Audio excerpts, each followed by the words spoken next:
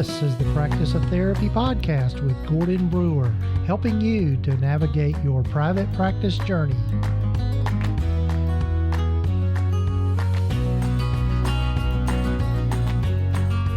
This is session number 106 of the Practice of Therapy podcast. Hello, everyone. I'm so glad you've joined me for this week and for this podcast episode. This is coming out the week of Thanksgiving, so depending on when you're listening to this, happy Thanksgiving. I hope you have a wonderful holiday if you celebrate Thanksgiving. I realize that there are people in other parts of the world that might not celebrate Thanksgiving like we do here in the U.S. But anyway, it's one of my favorite holidays, if not my most favorite. Just the family and fun and food and all of that kind of stuff. It's just always a great relaxing day. But anyway, hope you're with the ones you love on Thanksgiving. I know I'm going to try to be myself. Despite all the funny things that have been happening in my life lately, which I won't get into. But anyway, so glad you've joined me for this podcast, and I'm looking forward to you hearing from our guest for today, James Marland. And James has a virtual assistants company, and you're going to learn more about that and about hiring virtual assistants and why you would want to do that. And so I'm looking forward to you hearing from James. I've just really enjoyed getting to know him and got to spend some time with him out in Colorado at the Killing It camp. And what's interesting is we've got a lot of guests coming up that I met there, and so you'll get to hear some more from those people, that just bringing those different perspectives around private practice. So, but before we get to James, I wanted to make sure you knew about a few things. If you're listening to this the week of Thanksgiving, I wanted to let everyone know that despite the fact that I don't like all the hullabaloo and all the retail and hype around the holidays in terms of sales and that sort of thing, I'm going to do a sale anyway. So forgive me if I sound too commercial here, but anyway, I decided that I'm going to offer all of my courses and also digital products that I have to offer for the practice of therapy, and do a Black Friday, Cyber Monday sale. And so you can get everything that I have to offer that are my personal products anyway, whether it be the courses that I have to offer, the G Suite for Therapists, or the Money Matters and Private Practice course. Also, all of the digital downloads that I have available, the paperwork packet, the session note helper, all of those things are going to be 20% off during this sale. And if you'll use the coupon code just CYBER19, that'll get you 20% off of everything. So if it's something you think you might need or might be interested in, I put them out there to be helpful to you. And so go take a look at those things. And you can go to practiceoftherapy.com and go to the cool resources page. You'll see a button on the homepage there to get you to that. So, and also I'll be sending out an email for those of you that are on my email list. You'll be getting some notifications from me about that, along with some other folks that I collaborate with that have some specials as well during this part of the year. I know one big thing that's coming up is Brighter Vision, the folks that do website development and website design. In fact, Perry Rosenblum, who is the founder of Brighter Vision, is going to be my guest next week. So looking forward to you hearing from him. But I know they've got a big sale coming out, so keep an eye on your inbox, and you'll get an announcement about that sale coming from me as well. So anyway, I'll be sending out emails during this week of this podcast, and just to let you know about those things. And if you're not interested in those things, you don't have to be. So anyway, just wanted to let you know about those things. The other thing I wanted to let folks know about that's coming up is I have another webinar. We have another free webinar coming up. Again, I'm partnering with Julie Harris from Green Oak Accounting, and we're going to be doing a webinar on December the 11th to help folks prepare for tax season. And so if you're a little nervous about that or really want to know more about how to prepare for tax season, come join us on December the 11th. And if you'll go to practiceoftherapy.com/tax webinar, you can sign up for that free webinar. It's going to be, I think we've got it scheduled for 12:30 that day. But anyway, if you'll go to that URL, you can find out more about it and sign up for it. And really would love to have you. And for you to be able to ask questions and that sort of thing. So it's December the 11th, and it's the Preparing for Tax Season webinar. Again, get my friend Julie Harris from Green Oak Accounting is partnering with me on that particular webinar. So be sure to check that out. So I think that's all the big announcements I have for now. So without further ado, I'd like to introduce to you James Marland with Move Forward Virtual Assistants. You know, as your practice grows, it's so important to be able to stay organized and keep on top of things, especially when it comes to documentation, filing insurance claims, keeping appointments straight, and getting reminders to people. Well, there's a great solution for all of that, and that is TherapyNotes. TherapyNotes is the leading electronic health record system for mental health providers. It's who I use in my practice. And so go check them out today, therapynotes.com. And if you use the coupon code Gordon, just GORDON, you can get 2 months free. So check them out today, therapynotes.com.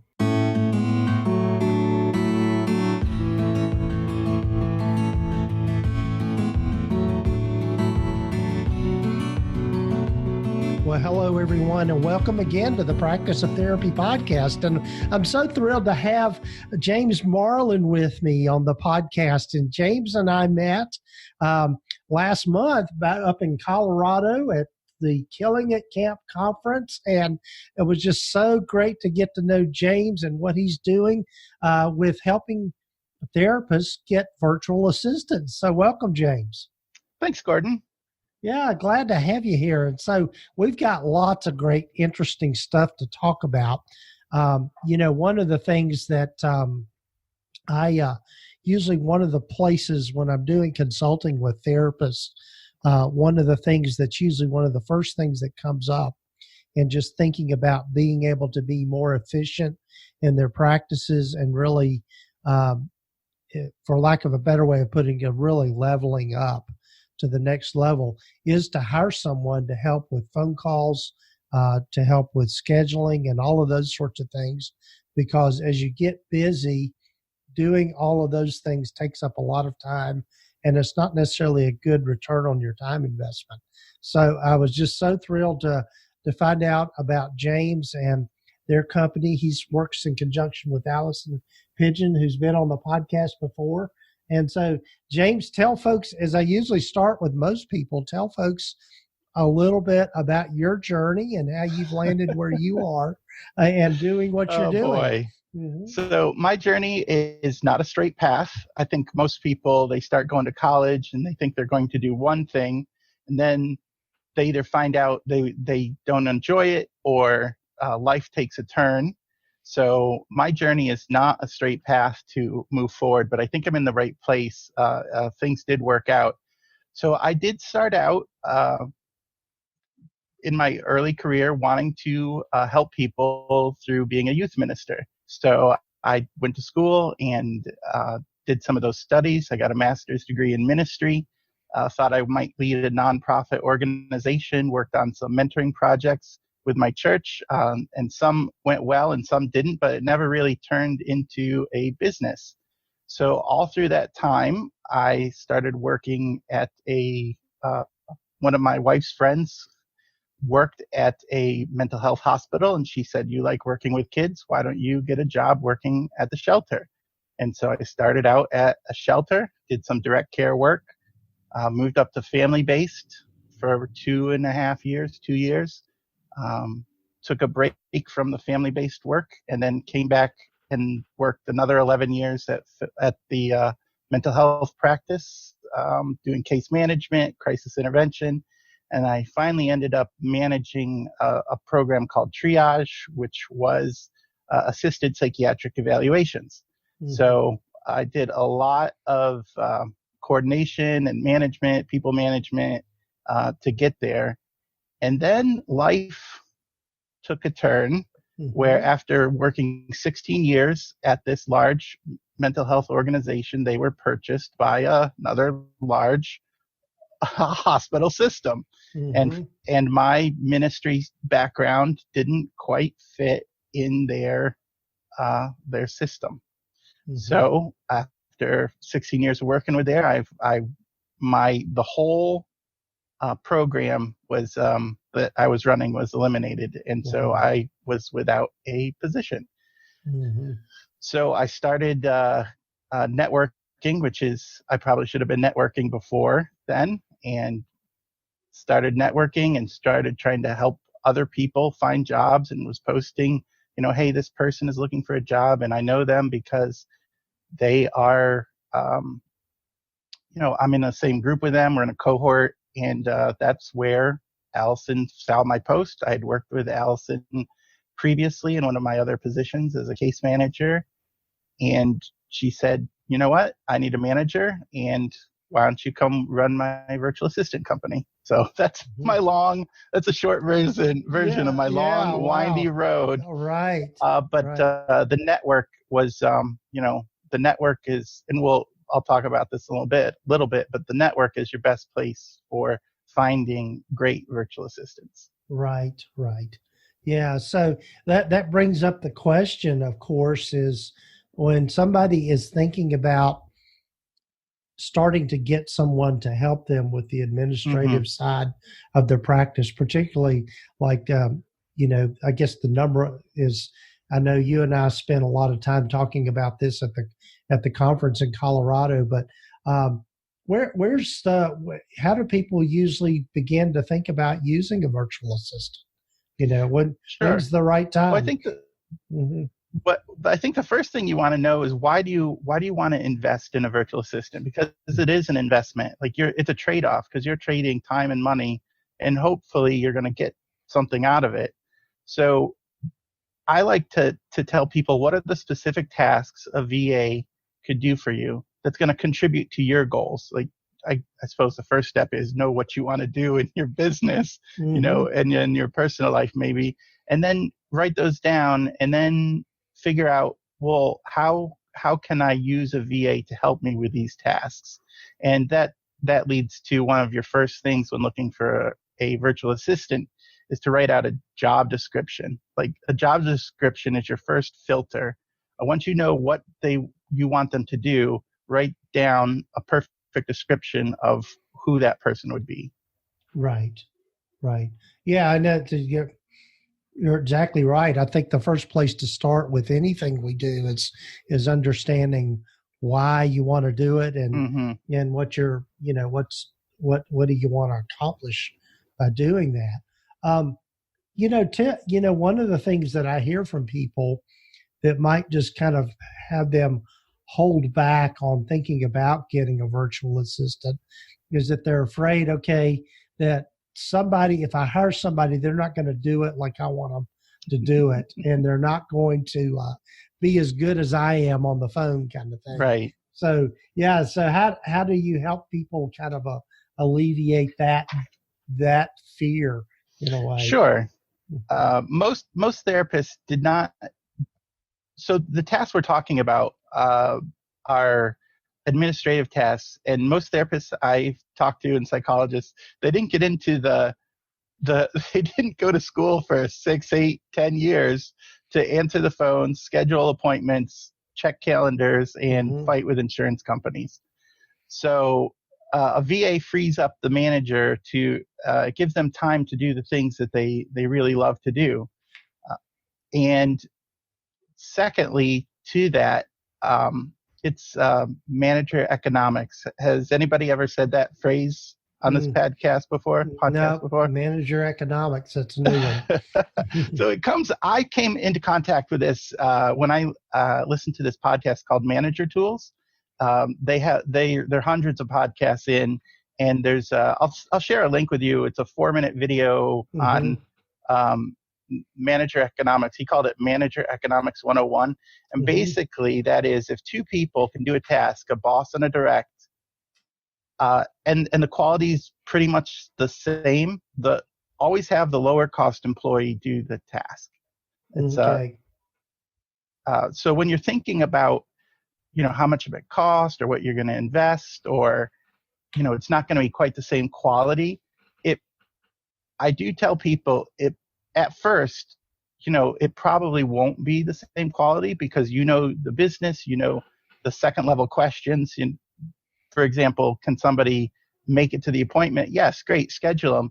But then you got to ask, well, are they doing those same are they the right client for you? And then you as the therapist, you've had years of experience in school, exactly the right client you want to see. So you can, automatically those second level questions. So those second level questions, you sometimes got to teach your assistant, but they can learn the quality. So, if you, let's take the example of, in the video, the guy uses the example of painting a house. You can paint a house, and you can hire somebody to paint a house for $1,000, or you can hire somebody to paint the house for $500, and the quality is the same. Who do you hire? Manager Economics 101 says you hire the person who can do it for the same quality for the lower amount. And virtual assistants can schedule people, they can track, they can send emails, but they cost so much less. A manager's time is worth, $100 to $200 an hour, just depending on if they're having sessions or if they're growing their business. A virtual assistant's time is worth, $25 to $30 an hour. You can do that task. You are saving yourself $25, but you're losing out, $175 or whatever your time is worth by not letting them do that task. So it's a trade-off.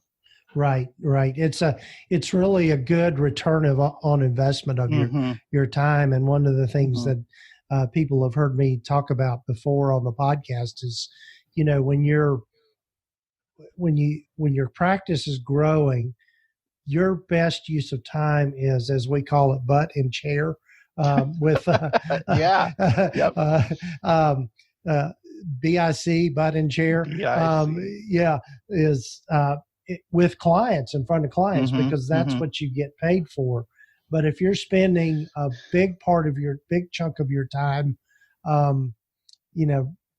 returning phone calls or setting people up for appointments and that sort of thing, it's really kind of a no-brainer if you do the math.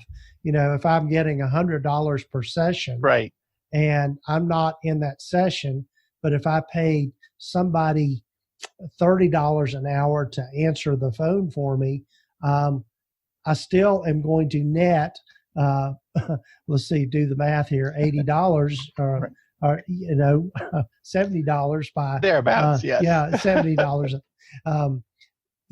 By having an appointment and then paying somebody else to do it. So it's still, it's much more profitable in that way when you think about it that way. Yeah. And it speaks to the law of scarcity. The one thing most people don't have is time and money. We all have the same amount of time. And what do you do with that time? If you have a scarce resource like time, how do you protect it? Like, if water is valuable to you, you save your water, you filter your water, you don't pour it out, you don't waste it, you don't use it on things that you don't need to do. And it's kind of the same rule for time. Time is very scarce. So how do you protect it? How do you take care of it and manage it? We have all sorts of tools for managing our time. Like we have calendars and we have alarm clocks and appointment books and, multiple reminders and things like that. A virtual assistant is just another tool to manage the scarce resource of time. Right. Yeah. So when in thinking about hiring a virtual assistant, what are, obviously you need to know what you want that person to do. Right. Really think about. And I love that idea of just writing out a job description with that. In finding someone to do that, what are the ways that people can do that? So you need to know who you want to hire. So the first thing is what you want them to do, and then the second thing is who you want to hire. You have to hire somebody who has. I find experience is one of the best things to look for. If they've been successful doing running an office or working virtually or using technology, then they will be able to bring that experience over. I told you, Gordon, I was going to talk about some of my failures. So one of my first failures was hiring somebody who was they had some experience with mental health services in the past, but for their most recent experience, they were basically an event manager, a planner. They had a lot of the same skills that a virtual assistant would use, but they didn't have the office background. And lovely person, checked all the boxes, but they didn't have the office experience, and they lasted a day. They got into their first assignment, started listening to all the things that the practice owner wanted them to do. And probably I didn't have some of the tools that I've developed over the last year in place either. So it was just too much to bear. And she lasted one day. And that was a failure on my part, that I did not hire the person with the right experience. And, the second thing is skills. And do they have the right skills to manage an office? Have they been managing an office before? And I think another thing under that is the right personality. Dealing with mental health clients and multiple offices and multiple bosses takes the right type of personality. They have to be able to develop rapport quickly, but not go too far and have poor boundaries. Right. So they have to be able to be caring, but also firm. They have to be able to get along with others too. Even virtually, you have to be able to get along with all your bosses and your coworkers. If in our company we have, we work together, so you have to be able to get along with some of the assistants. So having the right experience, skills, and personality is part of hiring the right person. I have other things. Is it okay to keep? Yeah, but this is great. Okay. Yeah. These are things I look for. They have to be a problem solver. A virtual assistant by nature is working pretty much from their home or alone. So they need to be able to take the resources you give them, the resources the practice owner gives them, and solve those problems. In my interviews, I like to say, tell me about a time you had this problem and what did you do? And it could vary from office to office, but I like to hear about how they've solved problems in the past. I also like an assistant who thinks ahead and anticipates problems. What could I be doing now to help my owner in the future? What can I be doing that will make their life easier? I have a simple example here. I have an assistant, Brittany, who is helping me with a meeting, and I showed up on time, but she showed up earlier, and she made a spreadsheet. She copied. Normally, I would copy spreadsheets and for everyone, and when I got to the meeting, my spreadsheet was already made. Her spreadsheet was already made. She thought ahead and saved me 5 minutes, but she does that, 10 times a day.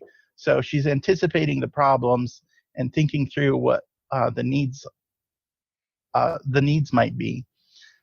This is probably obvious, but it needs to be said. They need to be organized. They have to have a system of organization already in place, learning to be organized on your own in your own house as a virtual assistant is not the right time to be learning a system. You have to be already using a calendar and using alarms and date books, and maybe you've already dabbled in Trello, or you know your spreadsheets. You know how to keep yourself on task and organized. They have to like it too. I mean, anybody. I get a lot of people who submit resumes and things, but then when you talk to them, they're not really in the helping. Like, they don't have the helping mindset. They might have the right skills, or they might be a manager of things, but you have to be a helper, somebody who just enjoys. The last person I hired, she said she enjoys making lists and checking things off lists. And you just that's the right personality. And then they also have to love technology, or at least be not afraid of it. I had somebody who checked all my boxes, had a great personality, had great skills, but when we talked about learning EHR systems, and with my VAs, they might be learning 3 or more EHR systems, depending on how many clients they had. They talked about how hard it was, and how difficult it was for them. Now, they might be the right assistant for somebody, but they're probably not the right thing for a virtual assistant who will have to learn different things. Yeah, that's one of the things that I think is the point that you make is that really resonates for me, is somebody that knows how to troubleshoot and problem solve. Because one of the things is that and I've just learned this from just working with other admin people and just people in previous jobs and in my current practice, if someone is constantly coming to you to ask you how to do something, that's a problem. Right. Yeah, and that's one of the things that I know when I'm in the process of, we're hiring a new intake coordinator and admin person for our office here. We're large enough now that we need somebody in-house. Congratulations. That's a big step. Yeah. And so we had a virtual assistant, but one of the things that I've learned from previous people is if they're constantly coming to me asking how to do something, that kind of defeats the purpose of having them. And so, as you said, James, is having somebody that knows how to solve problems is huge. And sort of likened to that is they need to have some skills. I would look for people that have slightly different skills than what you do, like your personality. Because if I hired my clone, like if I hired somebody exactly like me, they would bring all my weaknesses and none of my, add no strengths. So I like to, I'm a very steady person. I'm a very compassionate person, and I need somebody who might be slightly more direct than I am. Just with like, okay, we got 3 options here. This one's good for that. This one's good for that. What do you think? Just kind of laying it out for me, because I'm the type of person who would go into Home Depot if I need a tool and look at the 1,000 different tools that are the same but slightly different, and sort of agonize over the right choice to make that tool. Yeah, somebody that can. Yeah. So if my personality needs my assistant to be slightly more direct, but still also very respectful, and that's just the type of personality of an assistant that I would need. Right. Yeah. Somebody that's not afraid to, as we say, grab the bull by the horns and jump in there. Yeah. That's just huge. Yeah. Yeah. So what are maybe some other things in thinking about looking for a good fit for a virtual assistant that come to mind for you? So I like to think of the hiring process as a filter, because the filter filters out no's, like it filters out impurities. You can really offer a job to anyone. You're looking for someone. The hiring process is looking for reasons to say no to people. You can say yes to anyone. So you have to filter out those no's. So I have a couple things here. Having good inputs to your hiring pool. That starts, I like to hire people who either you already know or people in your company know, because that eliminates some of the unknowns already. Somebody already likes them, knows them, and recommends them, thinks they would be a good fit. One of the best employees we have, I worked with her before in a previous organization. Wonderful, wonderful employee, and she was wonderful, previously. So, right. So you bring them on. So have good inputs to your pool and your hiring pool, and a good job description, as we talked about, is your first filter. If they don't fit your job description, they're not going to be a good fit for the job. Yeah. The second thing is mapping out the interview process. Have the resume and the job description. You can add a phone screen, just a short 15-minute phone screen by you or somebody else, just to do a skill check and maybe one behavioral interview question. And then you want to conduct the interview. And this is where I developed a tool that I could share with you. I'll share the link. It's just what it adds is questions that I give a score to. And then after the interviews, it adds them up and gives me an average. And so then I can compare the averages and also the answers to the questions over, if I have 5 interviews, I can say, oh, this one got an 80, this one got a 70, this one got a 95. I really need to, look at those.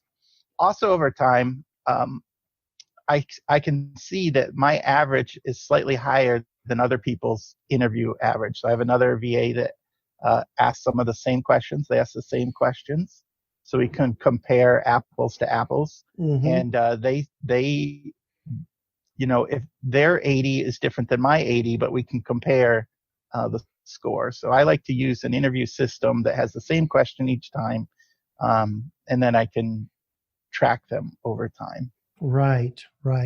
Yeah, I think that that's that interview process, I think, is I know for me, when I first started interviewing people, had some experience from it when I worked for an agency, but if you've never really interviewed someone, I think having that script and those questions on the front end is really, really important.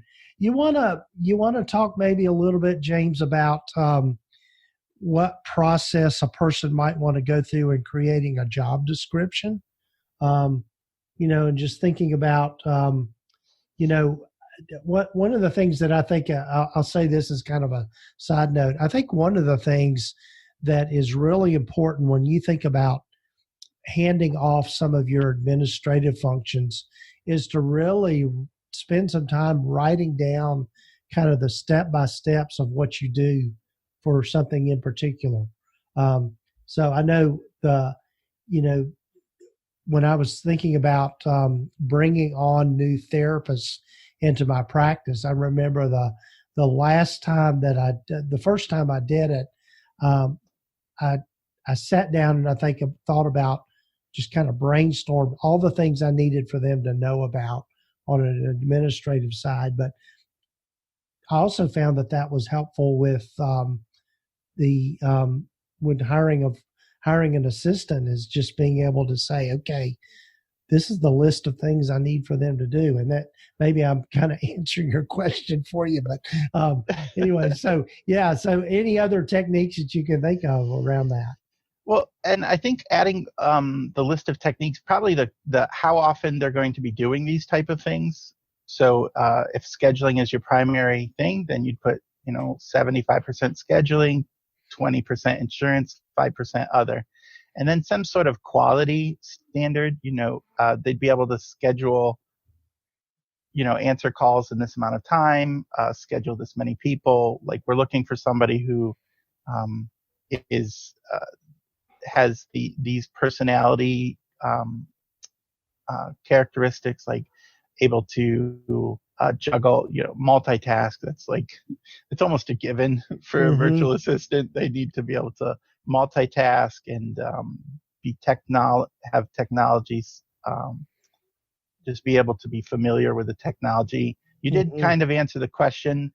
Normally, when I write a job description, I look up, I go back to Manager Tools again. They have some podcasts on what to include in their,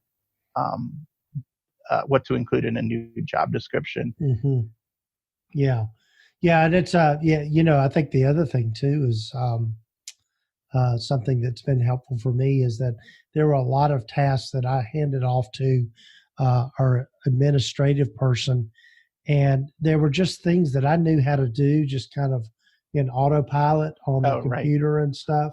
And so being able to do like a screenshot recording of what you do so that you can just hand that off to them.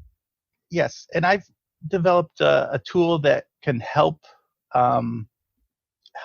practice owners list all the things that they might want to delegate, and then just the steps of delegation, and just like writing out the steps. And then it uses the learning process that I came across when I was studying to do teaching. It's basically I do, you watch, we do together.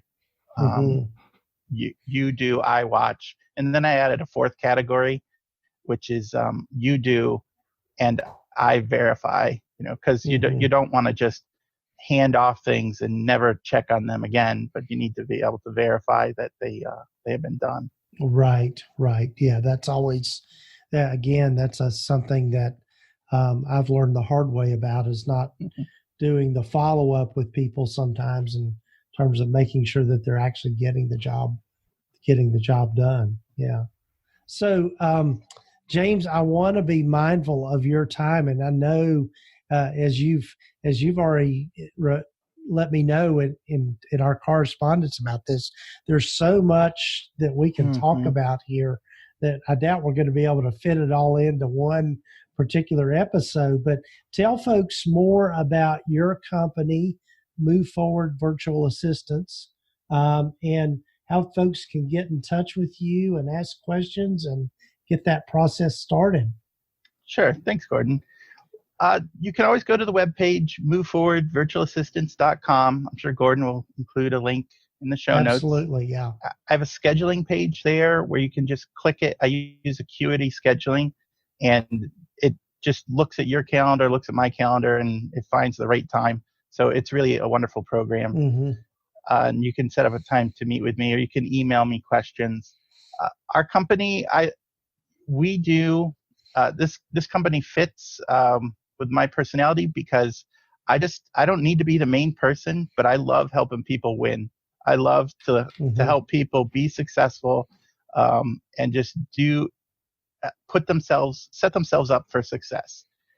So we have virtual assistants ready to take on new cases. We'll probably slow down a little bit around Christmas, and then pick right back up in January. Right. And you guys just work pretty much exclusively with therapists and counselors, is that? Yes, we are therapist only. We only do with mental health, behavioral health type agencies. So we learn your EHR system. We have a Ring Central phone system that we can monitor multiple practices at one time, to take live answer calls. And we also do other projects, as needed. We also have a social media management virtual assistant, and we also have a blog writing assistant. Oh, wow. So there's a lot of time savers and services that we can provide. Right. Yeah. And so as James mentioned, we'll have all this in the show notes and the show summary. So, well, James, I'm so thrilled that we were able to connect and get you on here, and we're going to definitely do a follow-up to this, because I know that there will be a lot of questions that people will have that you can speak to. Again, we could almost do a day-long seminar on all this, couldn't we? That would be great. Thanks. Yeah, thank you so much for this opportunity. I loved it. Yeah, it's good. So take care. We'll reconnect.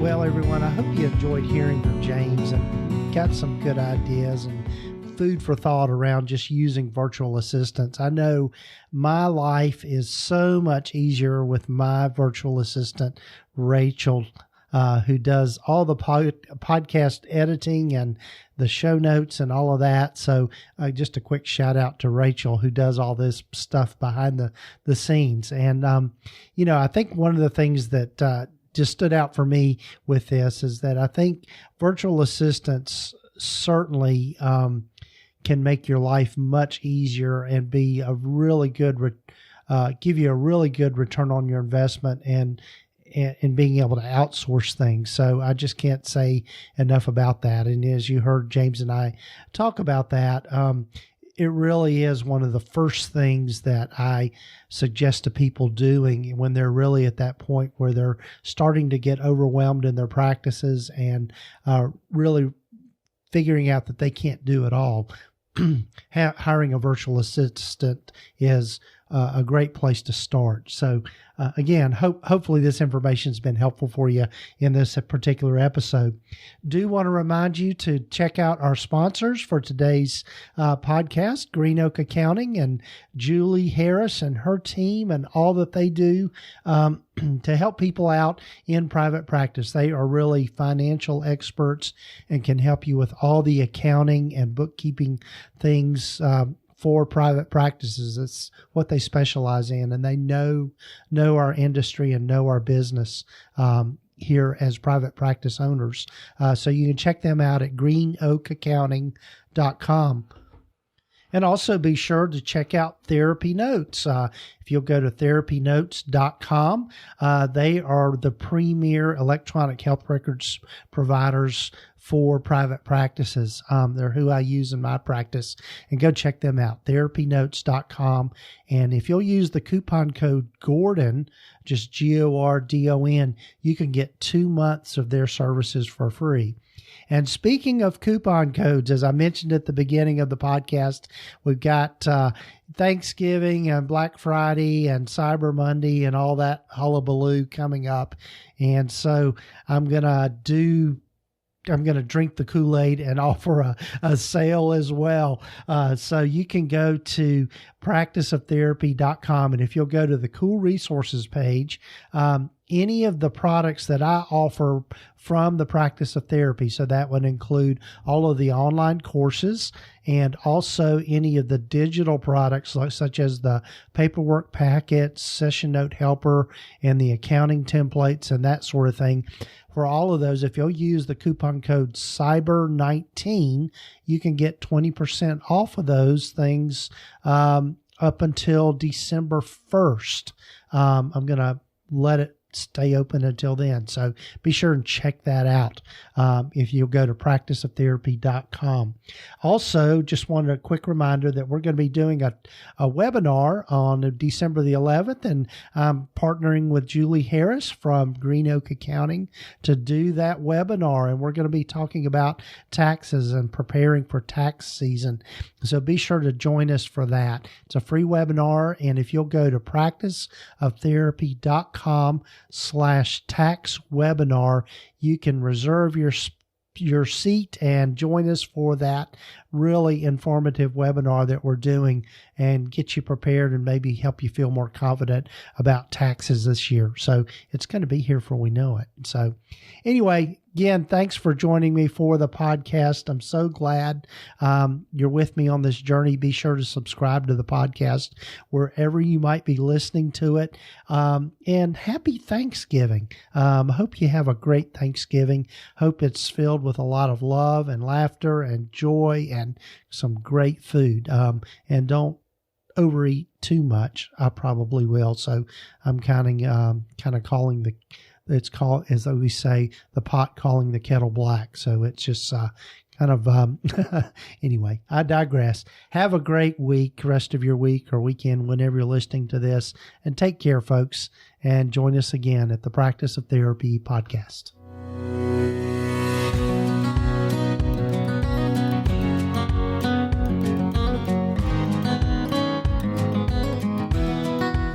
been listening to the Practice of Therapy podcast with Gordon Brewer. Please visit us at practiceoftherapy.com for more information, resources, and tools to help you in starting, building, and growing your private practice. And if you haven't done so already, please sign up to receive the free private practice startup guide at practiceoftherapy.com. The information in this podcast is intended to be accurate and authoritative concerning the subject matter covered. It is given with the understanding that neither the hosts, guests, or producers are rendering legal, accounting, or clinical advice. If you need a professional, you should find the right person for that.